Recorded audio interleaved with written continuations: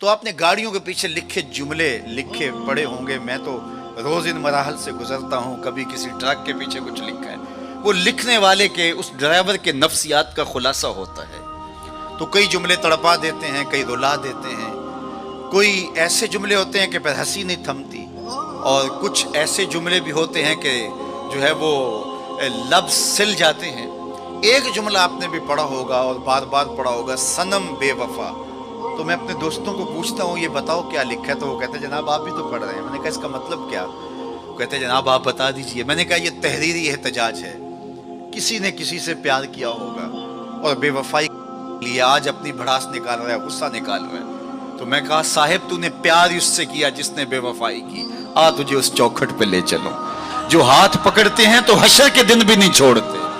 تو محبت کا ربط ان سے قائم کیجئے، محبت کا رشتہ ان سے قائم کیجئے جو تمہارے لیے عزت کا باعث ہے۔ تم محبوب کا نام نہیں چھپاتے رہو گے، بلکہ تمہارے لیے قرار جہاں ہے، تمہارے لیے تسکین جہاں ہے، ان کا نام اور ان کا ذکر تمہارے لیے راحتوں کا سما۔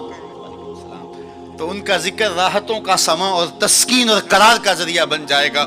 تو یہ وہ نام ہے جو عزت نواز۔ میں تو یہ کہتا ہوں کہ یہ محبت ہمارے لیے عزت کا سبب ہے۔ اعلیٰ حضرت نے کیا خوب کہا، جس کا حسن اللہ کو بھی بھا گیا، جس کا حسن اللہ کو بھی بھا گیا، ایسے پیارے سے محبت کیجئے۔ ایسا تو نہیں کہ محبوب کا نام چھپاتے پھریں، بلکہ یہ وہ محبت ہے، وہ بندہ نواز محبت ہے کہ جو ہمارے لیے باعث فخر و مباحات ہے، ہمارے لیے باعث عزت ہے۔ اعظم چشتی نے تو قلم توڑ دیا، اپنا معیار زمانے سے جدا رکھتے ہیں، ہم تو محبوب بھی محبوب خدا رکھتے ہیں۔ وہ گلیوں میں آوارہ پھرنے والا کوئی شخص محبوب تھوڑا ہے کہ شرمندگی ہو؟ ہمارا محبوب تو وہ ہے کہ جو عرش کی راہوں کا سیاح ہے نا۔ تو یہ ناز ہے، یہ فخر ہے ہمارے لیے۔ تو پھر جس سے محبت کی جاتی ہے، اس کی محبت کا ایک تقاضا، میری بات اپنے اختتام کو پہنچے، کہ بندہ جس سے محبت کرتا ہے اس کی فکر کو اختیار کرتا ہے اور اس کو اپنی روح میں اتارتا ہے، اور پھر اس کا مبلغ بن جاتا ہے، اس فکر کے ابلاغ کے لیے اپنی صلاحیتوں کو صرف کر دیتا ہے۔ تو میں اور آپ اگر آقا و مولا سے محبت کرتے ہیں، حضور سے الفت کا ربط و رشتہ رکھتے ہیں، تو ان کا لایا ہوا نظام حیات ہماری روحوں میں اترنا چاہیے۔ ہمارے طرز زندگی اس بات کی گواہی دیں کہ ہم حضور کے غلام ہیں، اور پھر اس خوشبو کو اطراف عالم اور اکناف جہاں کے اندر ہم پھیلا کر کے جو ہے وہ اس منصب کو ادا کرنے کی کوشش کریں، اور ہماری زندگی اس کی گواہی دے۔ صحابہ نے اپنی زندگیاں اس مقصد کی خاطر لگائیں اور شب و روز ایک کر کے رکھ دیا۔ آج اصحاب رسول کی قبریں پوری دنیا کے اوپر ہمیں ملتی ہیں۔ یار مدینہ المنورہ کو دیکھنے کے لیے لوگ تڑپتے ہیں، تو یہ شہر مدینہ چھوڑ کے چلے کیوں گئے؟ اور اس ٹھنڈی چھاؤں کو چھوڑ کے کوئی کہاں جا کے دفن ہوا، کسی نے کہاں چاند وار دی؟ تو اصل بات یہ ہے کہ محبوب کا مشن عزیز ہوتا ہے، محبوب کی فکر عزیز ہوتی ہے۔ وہ کسی نے کہا تھا نا، میں مر کے بھی زندہ ہوں اہل وفا کی محفل میں، میری محفل میں آ میرا مزار نہ پوچھ۔ تو جب ان کے ہوئے ہو تو پھر اپنی زندگی، اور وہ لوگ جنہوں نے حضور کا نام لیا، اس تابی کی کہانی کوئی نہیں بھول سکتا جس کا ذکر اقبال نے کیا، کہ وہ گھوڑے کی ننگی پیٹھ پہ بیٹھ کے اللہ کے دین کا پیغام لے کے آگے بڑھا، اور چلتے چلتے دلدل آ گئی تو اس نے گھوڑے کی باگیں کھینچ لی اور کہا مالک میرے جذبے تو جوان تھے، تیری زمین ہی ختم ہو گئی۔ اس پہ اقبال نے کہا تھا، دی اذانیں کبھی یورپ کے کلیساؤں میں، کبھی افریقہ کے تپتے ہوئے صحراؤں میں، دشت تو دشت دریا بھی نہ چھوڑے ہم نے، بحر ظلمات میں دوڑا دیے گھوڑے ہم نے۔ تو آج میں اور آپ ان جذبوں سے سرشار ہوں گے، لیکن وہی بات جو میں عرض کر چکا، اس کا آغاز ہماری اپنی ذات سے ہوگا۔ ہمارا عمل گواہی دے گا، ہمارا رویہ گواہی دے گا، ہمارا طرز زندگی گواہی دے گا۔ ہم دوسروں کو مسلمان کرنے کے لیے بے چین ہیں، ذرا 2 لمحوں کے لیے اپنے اندر بھی اتر کے دیکھو، یہ پاپی بھی سیدھا ہوا ہے کہ نہیں ہوا، اس من کے اندر بھی روشنی ہوئی ہے کہ نہیں ہوئی۔ میں تو میلاد کے موسم میں گلی گلی کہتا رہا، تمہیں مبارک ہو تم نے جھنڈیاں لگائیں، مجھے اچھا لگا تم نے گھروں کی چھتوں پہ چراغاں کیا، لیکن کوئی جھاڑو لے کے دل نگر میں بھی آنا، کہیں دل کی گلیاں اندھیر نگر نہ رہ جائیں، کوئی دیا کوئی محبت کا چراغ دل میں بھی روشن کرنا۔ اگر دل کی دنیا آباد ہو گئی تو پوری کائنات روشن ہو گئی۔ میرے حضور نے فرمایا انسان کے جسم میں گوشت کا ایک ٹکڑا ہے، اگر وہ صحیح ہو جائے تو پورا جسم صحیح ہو جاتا ہے، اگر وہ خراب ہو جائے تو پورا جسم خراب ہو جاتا ہے. پھر فرمایا الا وہی القلب، سنتے ہو گوشت کے اس ٹکڑے کا نام دل ہے. حضرت نبی رحمت کی مجلس لگی تھی، ہجوم عاشقاں تھا. تو ایک دن حضور نے فرمایا جنتی دیکھنے کا شوق ہو تو دروازے پہ دیکھو. کہتے ہم نے دیکھا ایک بوڑھا شخص ہاتھ میں جوتا پکڑا ہے بائیں ہاتھ میں، اور تازہ آثار وضو اس کی داڑھی پر نمایاں ہیں. تو وہ مسجد میں داخل ہوا. خیر اگلا دن ہوا تو پھر کہا اگر کسی کو جنتی دیکھنے کا شوق ہے تو دروازے پہ دیکھو.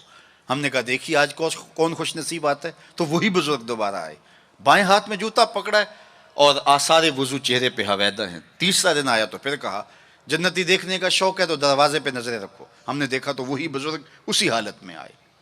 مجلس ختم ہوئی تو میں ان بزرگوں کے پیچھے چل پڑا. حضرت عبداللہ بن عمر کہتے ہیں کہ میں جب پیچھے چلا تو انہوں نے کہا کیسے میرے پیچھے آ رہے ہو؟ میں نے کہا ابا جی سے کوئی شکر رنجی سی ہو گئی ہے، لڑائی سی ہو گئی ہے، تو میں 3 دن آپ کے پاس گزارنا چاہتا ہوں، تو مجھے آپ رکھ لیں گے؟ انہوں نے کہا کوئی بات نہیں، آ جاؤ. کہتے ہیں میری آرزو تھی کہ میں دیکھوں کہ یہ عمل کون سے کرتا ہے. حضور نے فرمایا جنتی دیکھنا ہے تو دروازے پہ دیکھو، اور 3 دن یہی آتا رہا.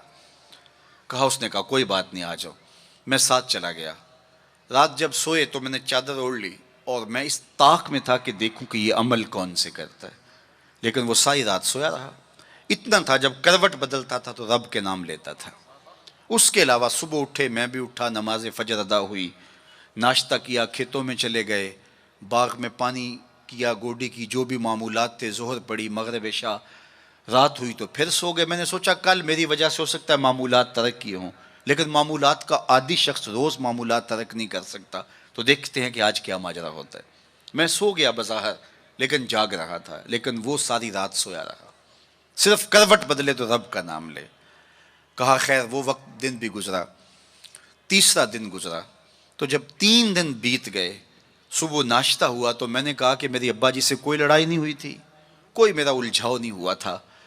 میں نے حضور سے سنا کسی نے جنتی دیکھنا ہے تو دروازے پہ دیکھو، اور 3 دن آپ ہی بابا جی آتے رہے، لیکن مجھے تو کچھ دکھائی نہیں دیا. 3 راتیں اور 3 دن میں نے آپ کے ساتھ گزارے. تو وہ بزرگ فرمانے لگے کہ اے ابن عمر ایسی کوئی بات نہیں ہے کہ میں نے تمہاری وجہ سے کوئی عمل چھپایا ہو. میرے وہی معمولات ہیں جو تم نے 3 دن میں دیکھے، کوئی الگ سا عمل ایسا نہیں تھا جو تم سے میں چھپا لیا ہو. لیکن ایک میرا عمل تم نہ دیکھ پائے، اور وہ اگر تم اور بھی دن میرے ساتھ گزارتے تو نہ دیکھ پاتے. تو مجھے تجسس ہوا، میں نے کہا کہ وہ عمل کون سا ہے؟ تو وہ فرمانے لگے تم نے محنت کی، 3 دن رہے تو میں تمہیں بتا دیتا ہوں. تو اس بزرگ نے ایسے سینے پہ ہاتھ رکھا دل والی جگہ پہ اور کہا اے ابن عمر یہ جو سینے میں رکھا ہوا دل ہے نا، اس میں کسی مومن کا بغض نہیں ہے. تو اس میں کسی مومن کے لیے نفرت نہیں رکھی ہے، بغض نہیں رکھا ہے. تو آج میں اور آپ جنت کے مسافر بننا چاہتے ہیں تو اس اندر کی دنیا کو صاف کیجئے، اور جب اس میں جھاڑو دیں گے اور اس کی صفائی کریں گے تو پھر محبوب کے جلوے آپ کو یہاں دکھائی دیں گے. نہ مسجد وچ نہ مندر وچ، لب یار نو اپنے اندر وچ، وفی انفسکم افلا تبصرون. تو آئیے میں اور آپ اپنے باطن کی صفائی کے لیے کوشاں ہوں. زندگی لمحہ لمحہ ٹوٹ رہی ہے، اور میں اور آپ ایک ایک سانس کر کے اپنی زندگی کو توڑ رہے ہیں. یہ اٹھتے ہوئے قدم ہیں، سیدنا علی المرتضیٰ فرماتے ہیں یہ ہماری جو سانسیں ہیں یہ اٹھتے ہوئے قدم ہے، یہ پگھلتی ہوئی برف ہے جو ہمیں موت کے قریب لے جا رہی ہے. ایک بزرگ کہتے ہیں مجھے یہ سمجھ نہیں تھی کہ یہ جو قرآن نے کہا ان الانسان لفی خسر، بے شک انسان خسارے میں ہے. تو میں نے کہا یہ خسارے میں کہاں ہے؟ کہاں گھاس پھونس کے جھونپڑے اور کہاں علی نصب گھر اور بنگلے، انسان تو آگے جا رہا ہے. تو یہ خسارے میں کیوں کہا گیا؟ تو میں سمرقند کے بازار سے گزر رہا تھا، وہاں ایک آدمی پھٹے پہ رکھ کے برف بیچ رہا تھا اور ساتھ آوازیں لگا رہا تھا. آج کل تو یہاں وہ پاپڑ بیچنے والے بھی آوازیں لگاتے ہیں، تو وہ سمرقند کے بازار میں برف رکھ کے بیچ رہا تھا اور ساتھ آواز لگا رہا تھا ارحموا ارحموا الی من یذوب راس مالہ، او گزرنے والو میرے پہ ترس کھاؤ، میں ایسا تاجر ہوں جس کا راس المال پگھلتا چلا جا رہا ہے. کیونکہ برف ایک ایسا سودا ہے جو گاہک کا انتظار نہیں کرتا. آپ کپڑا بیچتے ہیں، آج گاہک نہیں آئے، ہو سکتا ہے کل 4 آنے مہنگا بیچ لیں. آپ پیٹرول بیچتے ہیں، ہو سکتا ہے پڑا پڑا 6 روپے اوپر چلا جائے، آپ کروڑوں کے فائدے میں چلے جائیں. لیکن اگر برف کا کل گاہک آپ بھی آ گیا اور مہنگی بھی ہو گئی، برف ہی نہیں ہوگی. تو وہ کہتا ہے لوگوں میرے پہ رحم کرو، مجھ سے برف لو، میں ایسا تاجر ہوں جس کا راس المال پگھلتا چلا جا رہا ہے. ارحموا ارحموا الی من یذوب راس مالہ. تو قدم رک گئے. اور کہا کہ مجھے ان الانسان لفی خسر کا ترجمہ سمجھ میں آ گیا.